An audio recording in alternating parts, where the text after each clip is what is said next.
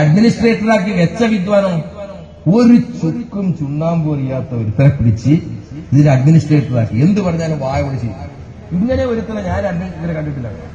ഒരു വിവരമില്ലാത്തൊരുത്തൻ, ഒരമ്പും തുമ്പില്ലാത്തൊരുത്തൻ ഇവരെ പിടിച്ച് അവിടെ അഡ്മിനിസ്ട്രേറ്ററാക്കി വെച്ചു. ഇതിന്റെ അഡ്മിനിസ്ട്രേറ്ററായിട്ട് പ്രവർത്തിച്ചിട്ടുള്ള പ്രിയപ്പെട്ട രാജേഷ്, ഞാൻ അദ്ദേഹത്തെ വ്യക്തിപരമായിട്ട് അറിയുന്ന ഒരാളാണ്. ഞാൻ സഹകരണ മേഖലയുമായിട്ടുള്ള എന്റെ പരിചയത്തിന് മുകളിൽ പറയണം. വളരെ തന്നിൽ അർപ്പിതമായ ചുമതല വളരെ സത്യസന്ധമായും വളരെ കാര്യക്ഷമമായിട്ട് നിർവഹിക്കുക എന്നതിലപ്പുറത്തേക്ക് ഒരു തരത്തിലുള്ള താല്പര്യവും പ്രകടിപ്പിക്കാത്ത ഒരാളാണ് അയാളുടെ സർവീസിലുള്ളത്.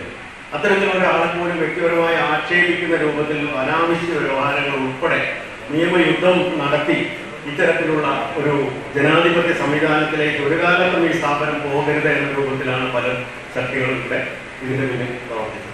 അപ്പൊ തീർച്ചയായിട്ടും അതിനെല്ലാം അതിജീവിച്ചുകൊണ്ടാണ് ഇന്ന് ഇത്തരത്തിലുള്ള ഇവിടെ സൂചിപ്പിച്ചതുപോലെ വളരെ ജനാധിപത്യ രീതിയിൽ ഈ സ്ഥാപനത്തിന്റെ നല്ല ഉയർച്ചയ്ക്കും വളർച്ചയ്ക്കും അതിന്റെ തെളിവോടുകൂടി ഒരു സഹകരണ സ്ഥാപനം എങ്ങനെയാണ് പ്രവർത്തിക്കേണ്ടത് എന്ന് മണ്ണാർക്കാടിനോട് പറയാൻ വിധം അതിന് പ്രാപ്തിയുള്ള ഒരു നല്ല ഭരണ നേതൃത്വത്തെ ാണ് ഇവിടെ തെരഞ്ഞെടുക്കപ്പെട്ടിട്ടുള്ളത്. മണ്ണാർക്കാട് യൂണിവേഴ്സൽ കോളേജിൽ നടന്ന സാമ്പത്തിക ക്രമക്കേടുമായി ബന്ധപ്പെട്ട് ഭരണസമിതി പിരിച്ചുവിടുകയും തുടർന്ന് അഡ്മിനിസ്ട്രേറ്റർ ചുമതലയേൽക്കുകയും ചെയ്തു.